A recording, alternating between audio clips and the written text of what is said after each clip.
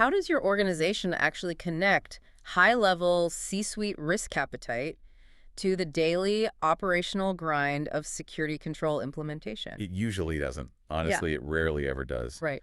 We saw this exact failure mode with the SolarWinds breach a few years back, Yeah. and more recently with the XE-Utils backdoor attempt. Boardrooms sit around mahogany tables and think they are secure because they signed off on an enterprise risk policy. But down in the Yes, trenches. exactly. Down in the operational grind, a single developer's compromised build environment or a deeply nested open source dependency allows a backdoor straight into the crown jewels. Yeah. The connection between the boardroom and the server rack is almost always just completely severed. It really is. And before we even try to bridge that gap today, here is a question for you, our listener, to genuinely think about. Maybe research a bit in your own environment. Always a good idea. When was the last time you actually looked at how your organization translates a boardroom directive, say, we will protect customer data, into a specific auditable firewall rule? Or like a multi-factor authentication conditional access policy in your cloud tenant? Or does that thread actually exist at all? Right. Is it just broken somewhere in middle management? It's usually broken right at the procurement phase, honestly, or during the handoff from architecture to engineering. Exactly. And that disconnect is terrifying when you look at the current situation we are operating in. Oh, absolutely. If you look at recent news and the broader threat landscape, which we see reflected heavily in the research we're unpacking today, we are dealing with a massive, sophisticated rise in untrustworthy suppliers. It's a supply chain nightmare. It really is. We're seeing the insertion of counterfeits, physical and digital tampering, and malicious code being injected throughout the entire supply chain. You can't just build a perimeter wall and assume you're safe anymore. No, the call is coming from inside the house. Right. Or rather, from your third-party vendor's house. Yeah, I mean, the perimeter evaporated a decade ago, but our compliance frameworks are only just now catching up to that reality. The threats are embedded in the very tools, the libraries, the managed services we rent to run our businesses. So that brings us to the mission of today's deep dive. Over the next hour or so, we are completely deconstructing the federal cybersecurity ecosystem. Unpacking the alphabet soup. Yes, specifically, we are looking at how the risk management framework, that's NIST Special Publication 837, acts as the organizational engine. While the Security and Privacy Controls Catalog, NIST SP 853, serves as the architectural blueprint. And we really have to look at how they talk to each other. Right. We're also going to explore the integration of cybersecurity supply chain risk management, or CSCRM, and the specific human roles required to make this whole massive apparatus actually function without crushing your engineering teams. And, just to do a quick vibe check here, I really want to express some deep empathy for the security professionals out there listening. Oh, for sure. It's rough out there. If you are a GRC analyst, a cloud architect, a SOC analyst, or a security engineer, we know you often feel completely overwhelmed by the sheer volume of these compliance mandates. Thousands of pages. Yeah. You're handed massive PDFs, literally thousands of pages long, and basically told to make us compliant by Friday. It feels like an impossible, thankless grind. We see you. We know what that feels like. It is a total grind. I remember sitting in an office at like 10 p.m., trying to map ISO controls to NIST controls in a massive spreadsheet, just questioning all my life choices. Oh man, the spreadsheet mapping, the worst. The worst, but that's why we're here. We're going to break this down, make it digestible, and hopefully give you some concrete aha moments that you can actually take back to your architecture review boards. That's the goal. So let's get into the research. Yeah. Let's start by disentangling that alphabet soup, because I hear people throw around 837, 853, and 830 in meeting like they're totally interchangeable. They're all constant. But they are not. They absolutely are not. And treating them as interchangeable is the first critical mistake organizations make. Okay, so break it down for us. If we define the fundamental differences based on the research, it breaks down like this. NIST SP 837 is the when. It's the life cycle, right? The risk management framework workflow. The process. Exactly. Then NIST SP 853 is the what. That is the actual catalog of controls, the specific safeguards you're building. Yeah. And then hovering around all of this, you have NIST SP 830, which is the how, like how you execute the analytical, mathematical work of an actual risk assessment. Okay, the when, the what, and the how. That makes sense. But wait, hold on. Are you saying that NIST 853 isn't a step-by-step guide? No, not at all. Because I think a lot of intermediate practitioners, people who have been in the field for a few years, still treat it exactly like a checklist. They just go down the spreadsheet, access control, check. Audit logging, check. Oh, they definitely do, and it causes so much friction and wasted budget. Confusing the RMF workflow, which is 837, with the 853 controls is a massive trap. Why is it such a trap, though? Because you will hear directors say, we need to implement 853 this quarter. But you can't just implement 853 in a vacuum.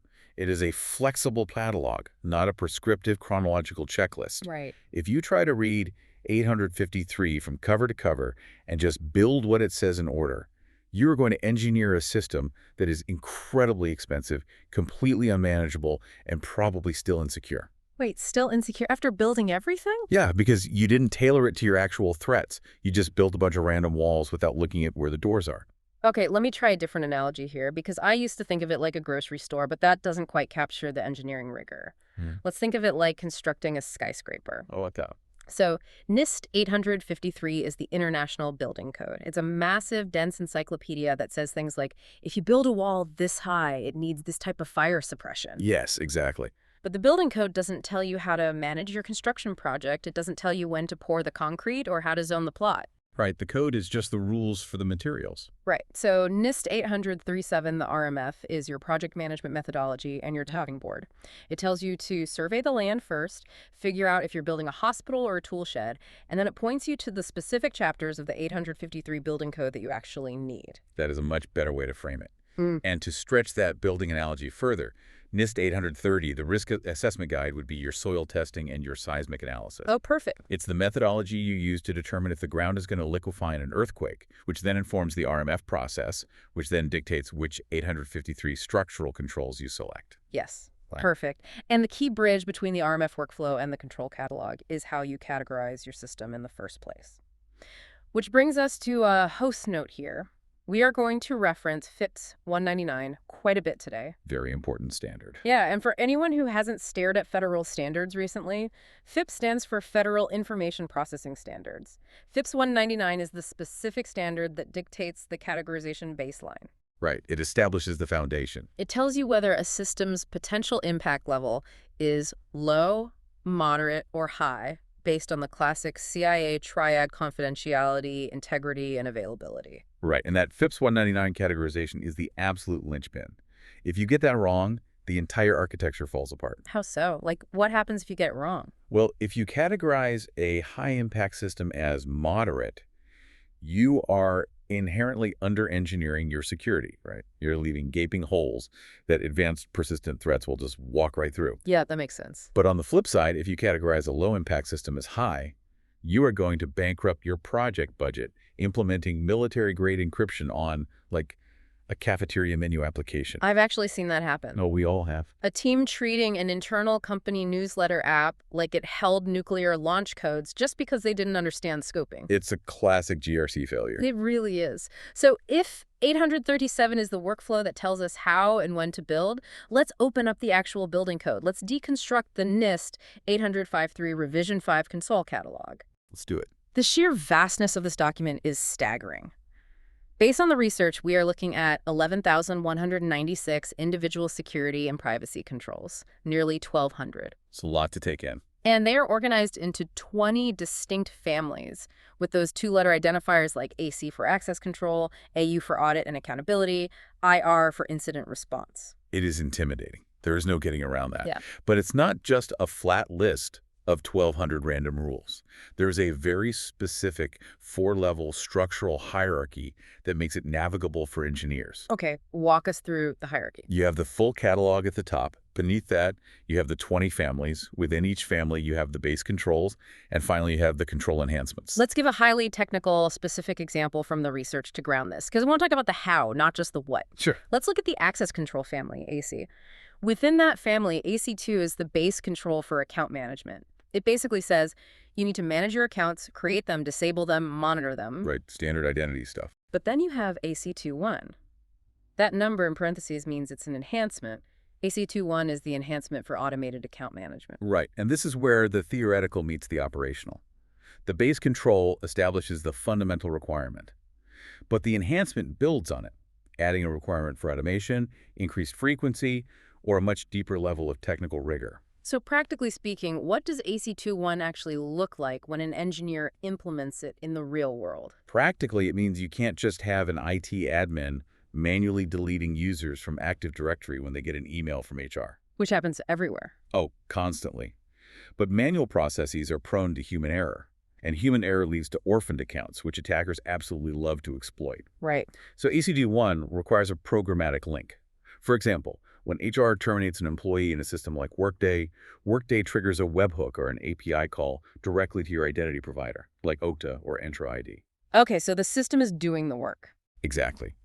Okta instantly revokes the user's SAML tokens, kills any active sessions, and detaches their AWS IAM roles.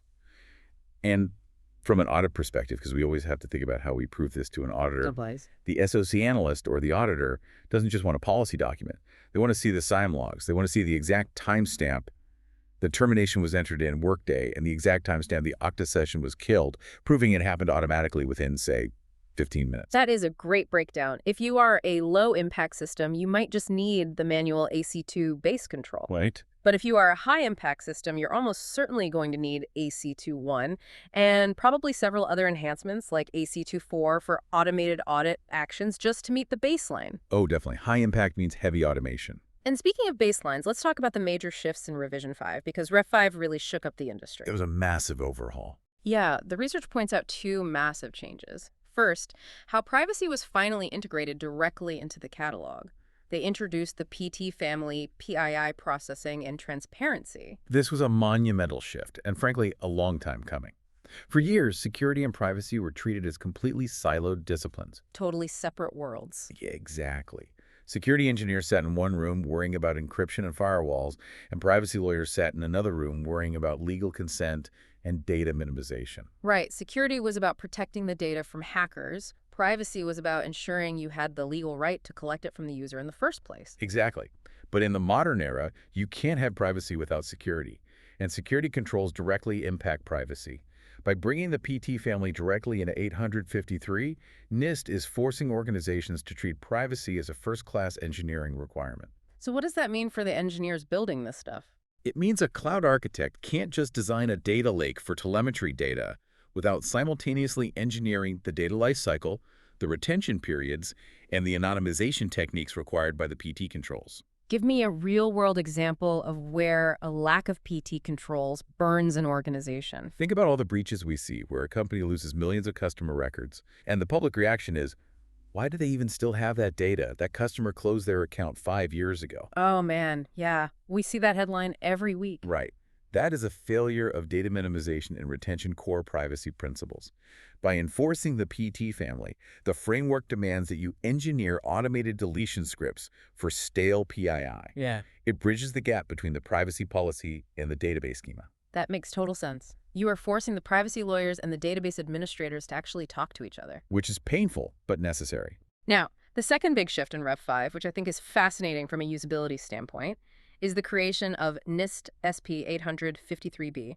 They took the baselines, the actual lists of which controls you need for low, moderate, and high systems, and they physically ripped them out of the main 853 document. They did. Why on earth did they separate them? If we look at the historical context, it was really about streamlining and adaptability. Over the years, 853 had become incredibly bloated. It was huge. Yeah.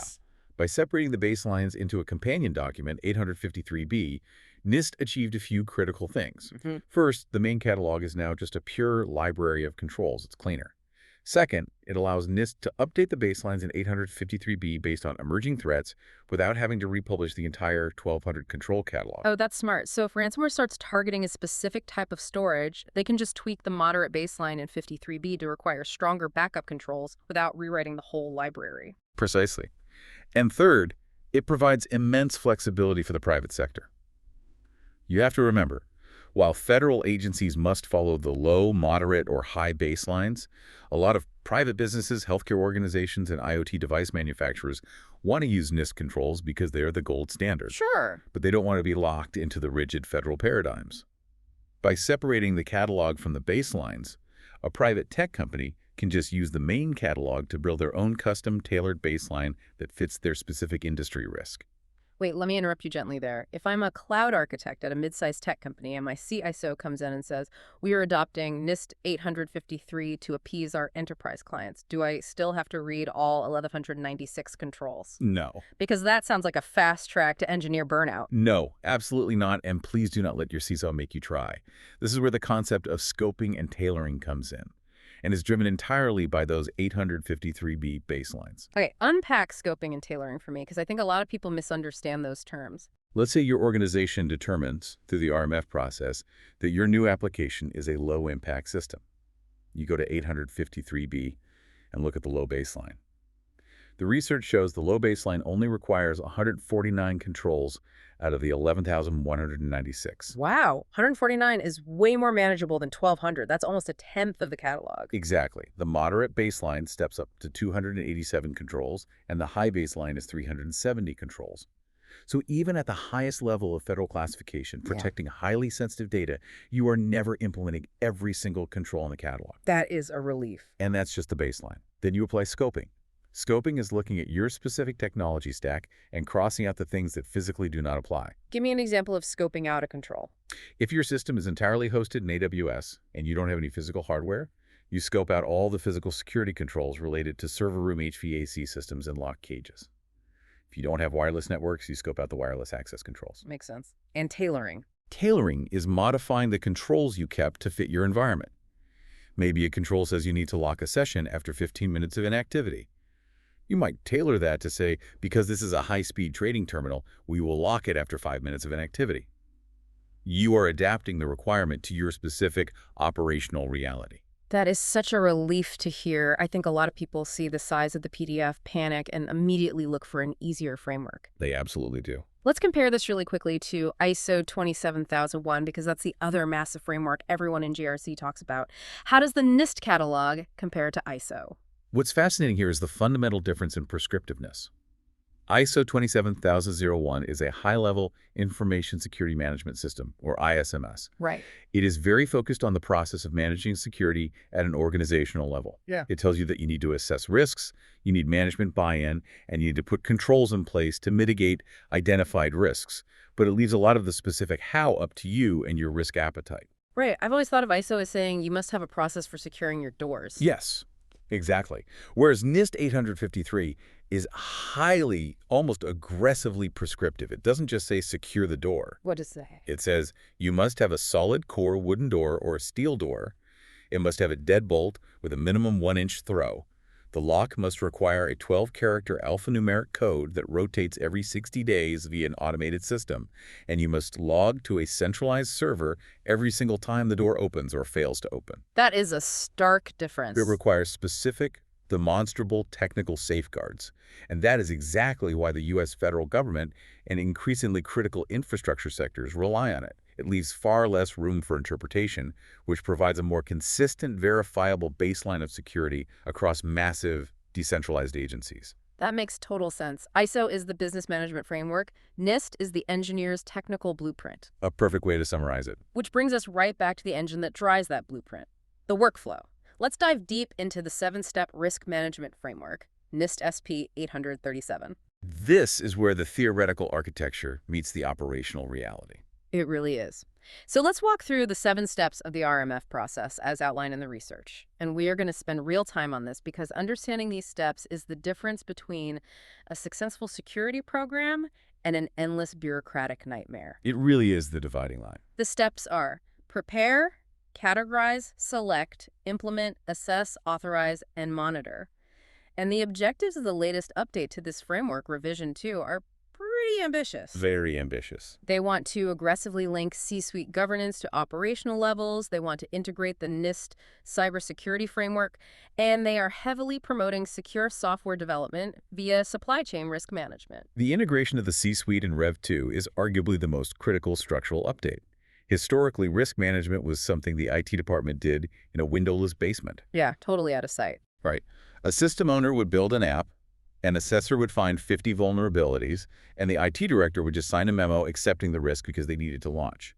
The C-suite never even knew. Ignorance is bliss until the breach happens. Exactly. Rev 2 explicitly demands that the organizational risk appetite is set by the head of the organization and the executive board. And that overarching appetite must flow all the way down, influencing which controls are selected and how they are implemented. Let's spend some significant time on step one, prepare. Because honestly, looking back at my own time in security consulting, prepare usually meant open a blank Word document, stare at it, and complain about the upcoming audit. A very common approach. Right. So why is the prepare step so crucial in this framework? Why is it considered step one now instead of just jumping straight into categorization? Because if you fail step 1, steps 2 through 7 are a mathematical waste of time. The prepare step was added to Rev 2 specifically because NIST realized agencies were treating the RMF as a system-level checklist, completely ignoring enterprise-level governance. The prepare step establishes the organization's risk tolerance, resources, and governance structures before you ever touch a single line of code or deploy a single server. It asks the existential questions. Like what? Who is actually in charge of risk? What is our budget for security architecture? How do we identify our critical business missions? And most importantly, what are our common controls? Common controls. Let's pause there because this is a massive time saver if done right. What exactly is a common control and how does it work? A common control is a security safeguard that is provided by the organization as a centralized service, which multiple different systems can then inherit. Give me a concrete example. The most obvious example is physical security. Think about the armed guards at the front desk, the biometric badge readers on the building doors, the perimeter fencing. Right. An individual application owner, say, the person building the new HR payroll application, should not have to write a 40-page physical security plan for their software. They are building an app, not a fortress. That would be ridiculous. Instead, the enterprise facilities team manages those physical controls. During the prepare step, the organization formally identifies and documents all those physical security measures as common controls. Okay, I see where this is going. Then, when the HR system owner starts their specific RMF journey, they simply point to the enterprise physical security package and say, I inherit these controls. Boom. A huge chunk of their compliance work is instantly done. That is brilliant. It's like moving into a high-rise apartment building. You don't have to build the lobby, hire the doorman, or install the elevators. The building provides that. You just worry about putting a good deadbolt on your specific apartment door. Exactly. Or, for a more technical cloud example, your enterprise cloud team might build a hardened AWS landing zone. Oh, let's talk about cloud common controls. Yeah, so they configure the centralized CloudTrail logging, the transit gateway for network routing, and the SCP's service control policies that prevent developers from spinning up resources in unapproved regions. Like blocking deployments outside of a ceased one. Exactly. Those are all common controls. When a developer deploys an app into that landing zone, they inherit the logging, the routing, and the boundary protections. Okay, I have to push back here, though. Playing devil's advocate. Go for it. Inheriting common controls makes sense in theory, but doesn't that just create a massive single point of failure? If the enterprise cloud team misconfigures the transit gateway and it fails its audit, do all 50 applications inheriting that control instantly fail their compliance checks too? That is the exact risk, and it is a very real one. Yeah. Yes, if a common control fails, every system inheriting it is suddenly operating with a degraded security posture. Yeah. This is why the RMF demands that common control providers undergo incredibly rigorous assessments. Their controls have a massive blast radius. Yeah, the blast radius is huge. But the alternative is worse. Without a robust, prepare step defining common controls, every single system owner is trying to build their own lobby. Every app owner tries to build their own SIEM integration, their own identity provider, their own firewall rules. Just total chaos. Total chaos. Ah. It creates massive duplication of effort, inconsistent security postures across the enterprise, and it bleeds the IT budget dry. The efficiency gained by centralization far outweighs the risk of a single point of failure, provided the central team is competent. That makes sense. The centralization forces you to actually fund and engineer the core infrastructure properly. Exactly. Okay, so that's step one, prepare. You build the foundation, define the governance, and identify the common controls. Then we move to step two, categorize, and step three, select.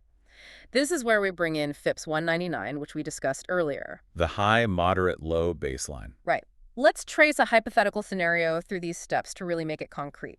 Let's say a federal agency is migrating a legacy on-premise payroll system to AWS. A classic painful scenario. Right. So in step 2, categorize, the system owner looks at the data. It's payroll data. It contains social security numbers, bank routing information, salary histories. So applying FIPS 199, we look at the CIA triad. Okay, walk us through it. First, confidentiality. If this data is leaked, the impact is severe identity theft, massive reputational damage, legal liabilities. So confidentiality is high. Makes sense. Integrity. If an attacker modifies the data, changing direct deposit routing numbers to their own bank account, the impact is severe financial loss. Integrity is high. Right. Availability. If the system goes down on payday, thousands of employees don't get paid, causing severe operational disruption and union grievances. Availability is moderate to high. So what's the final categorization? A high watermark rule applies. Because at least one of those categories is high, the overall system categorization is high. All right, so we have a high-impact system. Now we move to step 3, select. Right. Because it's categorized as high, the engineer goes to NIST 853D and pulls the high baseline. That's our starting point of 370 controls. But remember scoping and tailoring. Exactly. The engineer looks at the controls. There's an entire family of controls for securing wireless networks. But our payroll app is sitting in an AWS VPC, accessed via a hardwired VPN. There is no Wi-Fi involved.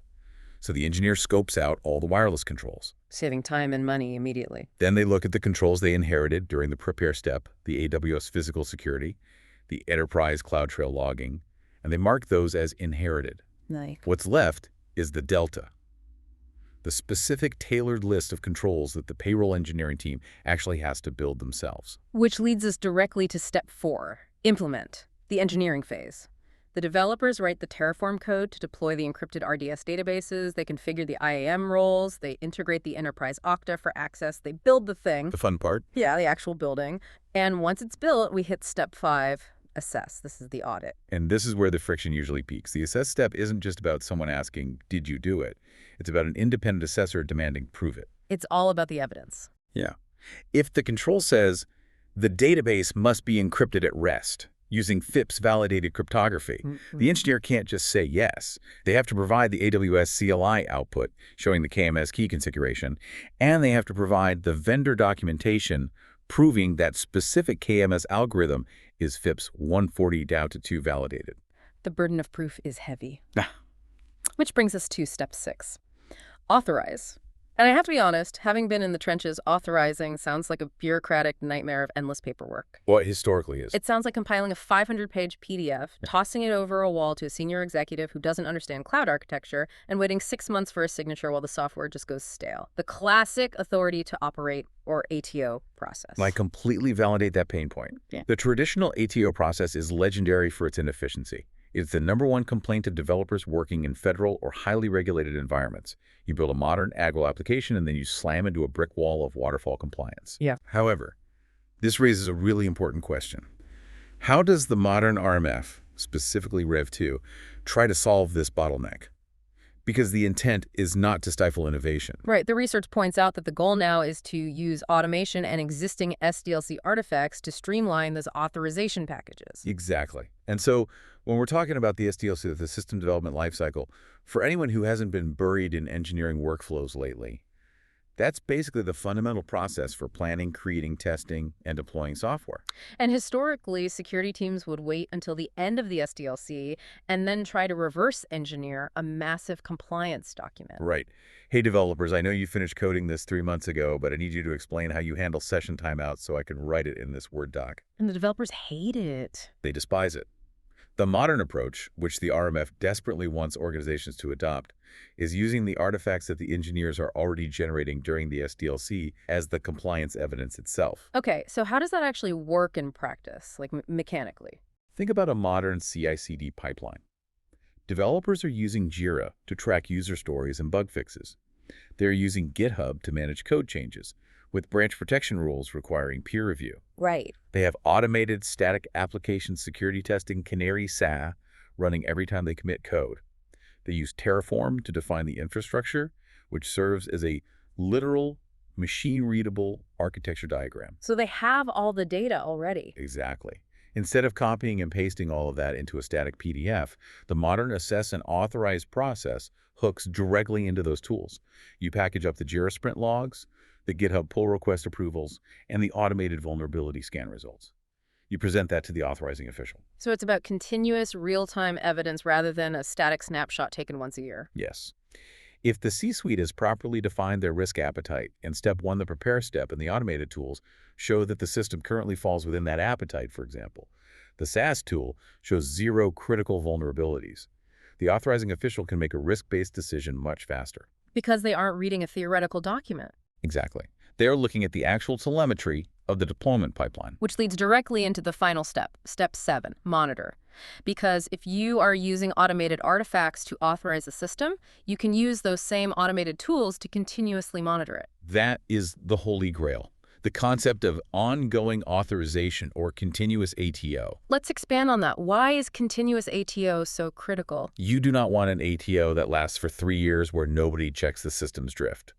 In a cloud environment, an engineer can accidentally open a security group to the public internet in 5 seconds. Just one bad Terraform apply. Yep.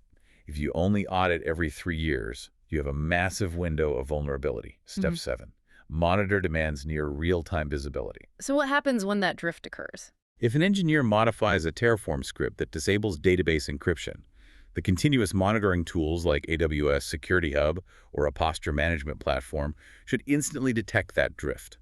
It triggers an alert, the system is flagged as non-compliant, and the authorization status is dynamically adjusted or even automatically revoked rather than waiting for an annual audit. It transforms compliance from a noun into a verb.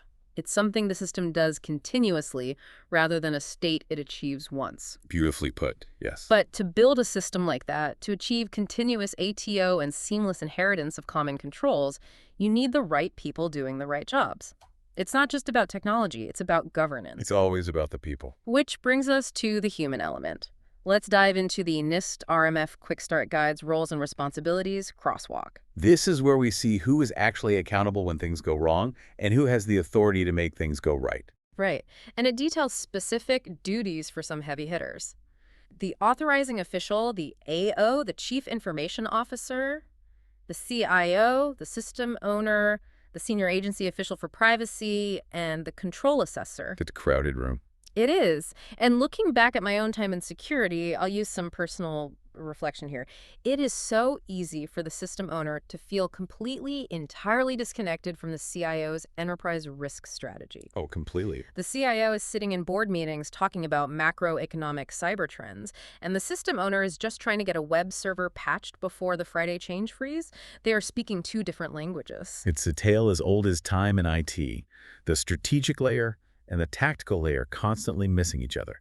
And the research highlights how the RMF explicitly demands closer linkage here through very specific separation of duties and reporting structures. Let's unpack that separation of duties because that is the structural fix for a lot of these conflicts. Let's start with the control assessor. Why must the assessor be independent from the system owner? Think about human nature. You don't grade your own homework. True.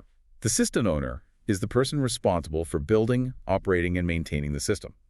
Their performance metrics, and often their bonuses, are tied to delivering the project on time and under budget. They have a massive vested interest in the system going live immediately. Right, so if they assess their own system. Exactly.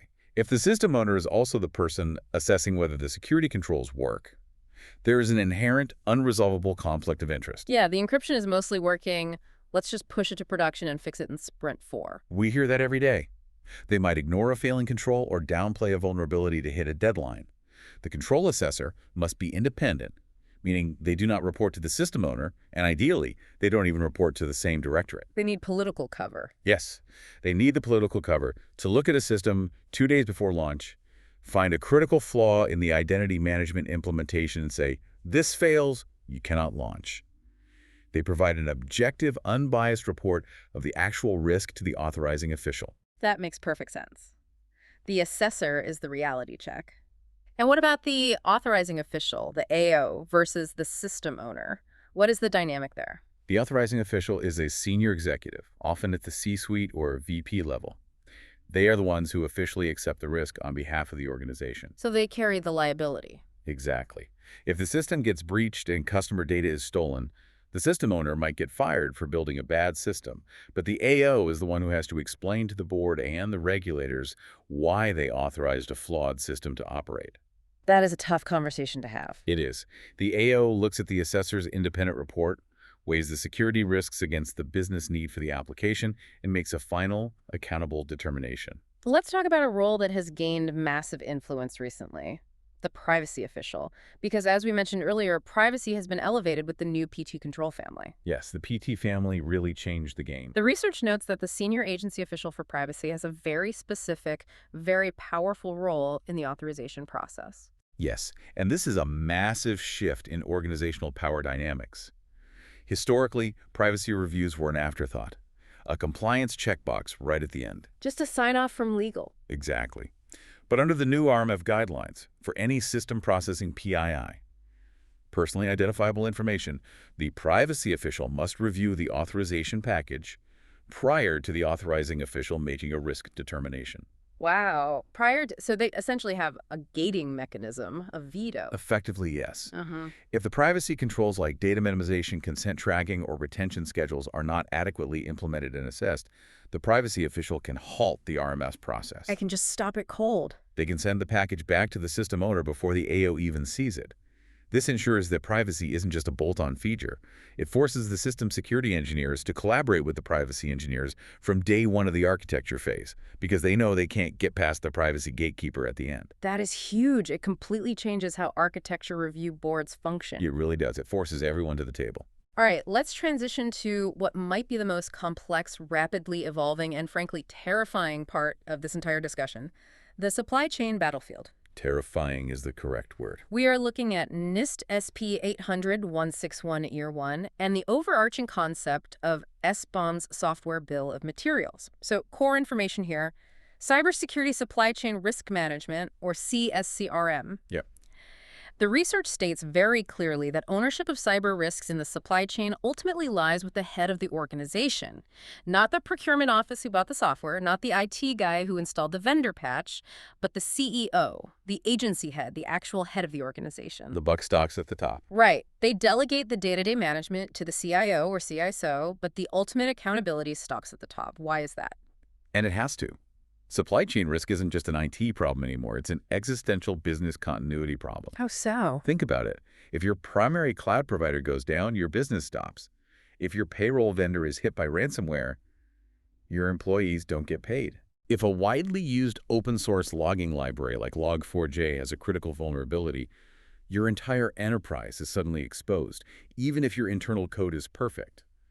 The head of the organization has to own that risk because it threatens the survival of the entity. The mandates in 800-1621 Year 1 are intense. We're talking about continuous monitoring of suppliers, requiring formal certifications like ISO 27001 or SOC2 from vendors before you even sign a contract, and integrating CSCRM into the enterprise risk management strategy. It's a heavy lift for vendor management teams. But how does RMF Revision 2 actually embed this?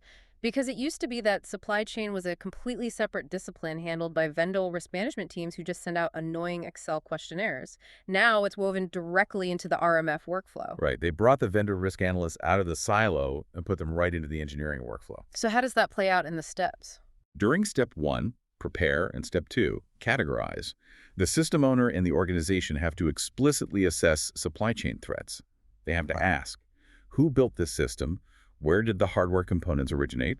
What is the geopolitical risk of the manufacturer? Oh, wow. They're really digging deep. And then when you get to step 3, select, you have to choose controls from 853, specifically the SR family, supply chain risk management that address counterfeit components, vendor weaknesses, and component authenticity. Okay, here's where I want to point out a massive irony in the research, and I want you to explain this because I was genuinely confused reading it. Okay, lay it on me. Wait, so the RMF wants us to prevent malicious code insertion. It wants us to deeply track system element inventories. It wants us to manage our suppliers with intense scrutiny. Yes. But the research explicitly points out that neither the phrase Software Bill of Materials nor the acronym SBOM actually appears in the NIST 853 guidance text. It's true. They don't.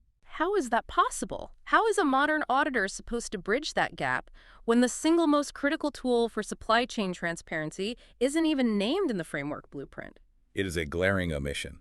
And it perfectly illustrates the inherent challenge of writing federal frameworks. What do you? These documents take years to draft, review, and publish through committee. They are designed to be technology agnostic, so they don't age out immediately. Right, they don't want to tie themselves to a passing fad. Exactly. The concept of an SBOM, which is essentially a comprehensive machine-readable inventory of all the open source and third-party software components nested inside your application, has existed for a while. But it gained massive, urgent traction after the SolarWinds and Log4j incidents. Which happened recently. Right. Those incidents happened while some of these NIST revisions were already finalized or deep in the review process. So what do? Do we just ignore S-bombs because NIST didn't say the magic word in the PDF? No, absolutely not. And this is the critical takeaway for any intermediate practitioner listening.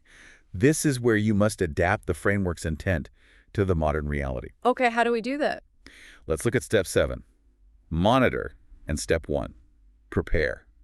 To adequately perform continuous monitoring of your system, which is step 7, you have to know what software is actually in your system. You can't protect what you don't know you have. Precisely. You cannot monitor your environment for a new zero-day vulnerability in an open source library if you don't even have an inventory of the libraries your developers are pulling from GitHub. Right. An SBOM using a standard format like CycloneDX or SPDX is the modern automated mechanism to satisfy that intent. So even if the auditor doesn't see the word SBOM in the NIST control catalog. Exactly. They will look at a control like CM8, Information System Component Inventory, or RA5, Vulnerability Monitoring and Scanning. The auditor will say, show me how you inventory your software components. And the engineering team will provide the automated SBOM generation pipeline from their CI/CD tools as the definitive evidence. Oh, I see. You are fulfilling the spirit and the stringent requirement of the control using modern tooling. That makes a lot of sense. It's like the framework says you must have a secure, rapid way to communicate critical alerts.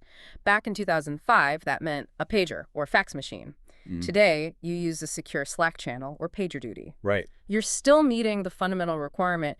You're just using the current technology to do it. Precisely. And in step 1, prepare. Mature organizations are updating their enterprise risk management strategies to explicitly require SBOMs from all commercial vendors. They are making it a mandatory procurement policy. Meaning they won't even buy it without an SBOM. Exactly. We will not buy your software unless you provide a cryptographically signed SBOM with every release. That organizational policy then filters down into the RMF process for every new system being built. You bridge the gap left by the framework through your own internal aggressive governance. I love that. It empowers the organization to be proactive, to dictate security terms to their vendors, rather than just waiting for NIST to publish Rev 6 in another 5 years. We have to be agile, even when the frameworks feel static. Absolutely. We have to drive the standard. All right, we have covered an immense, deep amount of ground today. We really did. We disentangled the alphabet soup, recognizing that 837 is the workflow, the zoning board, while 853 is the actual building code of controls. Keeping those separate is key. We looked at the massive 1196 control catalog, diving into how automated enhancements like AC21 actually work in an Okta and Active Directory environment, and how 853B helps us scope and tailor the baselines so we don't over-engineer our systems. Scoping will save your life. We walked through the 7 steps of the RMF, highlighting why prepare is the most critical step to establish common controls, and how modern CI/CD pipelines can finally make continuous ATO a reality. The modern workflow is a game changer. We talked about the separation of duties, why the assessor must be independent, and how the privacy official now holds veto power. A very necessary veto. And finally, we navigated the supply chain battlefield, figuring out how to use SBOMs to satisfy the intent of the controls, even when the framework doesn't explicitly name them. It is a massive amount of architecture to digest, but when you step back and look at the whole picture, when you actually connect the C-suite governance to the operational engineering, it really is a beautifully engineered system. Complex, heavy, yes, but absolutely necessary for the adversarial world we operate in today. Absolutely. It provides the structure we desperately need to not just react to threats, but to engineer resilience from the ground up. And as we wrap up, I want to hand it over to you for a final provocative thought. Based on everything we've unpacked, what is something our listeners, those architects and analysts in the trenches, should be mulling over as they go back to their day jobs tomorrow?